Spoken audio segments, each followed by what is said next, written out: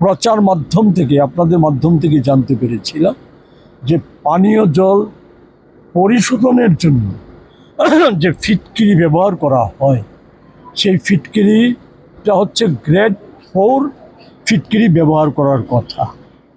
এই ফিটকিরিটা ব্যবহৃত যে ফিটকিরিটা হচ্ছে সেই ফিটকিরিটা হচ্ছে গ্রেড 2 ফিটকিরি।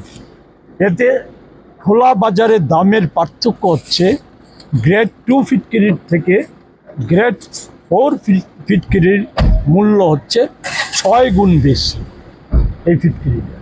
এবং আরও যেটা মারাত্মক সেটা হচ্ছে অর্থকরীর বাইরেও, যে সকলেই জানেন জল এর অপর নাম জীবন, ছোটোবেলা থেকেই মা বাবারা শেখায় সেই জিনিসটা।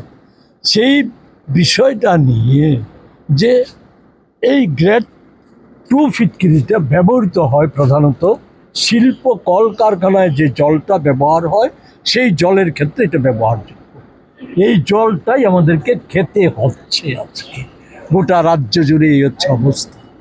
এবং এটা আমরা জানতে চেয়েছিলাম, এর মধ্যে আগরতলার বিষয়টা উনি জানাতে পারেননি। এটা ডিসেন্ট্রালাইজ করেছে জল জীবন মিশন, নাকি বোর্ড আছে তারা নাকি বলতে পারবে। সারা রাজ্যের বিষয়টা মাননীয় চিফ ইঞ্জিনিয়ার বা ডাইরেক্টর সাহেব উনিও সুনির্দিষ্টভাবে বলতে পারেননি।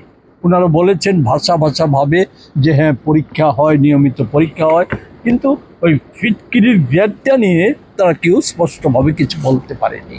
প্রকিউরমেন্টটা সম্পর্কেও তারা সঠিকভাবে কিছু বলতে পারেনি, কেননা এক এক জায়গায় নাকি এক এক রকমের প্রকিউরমেন্ট হয়।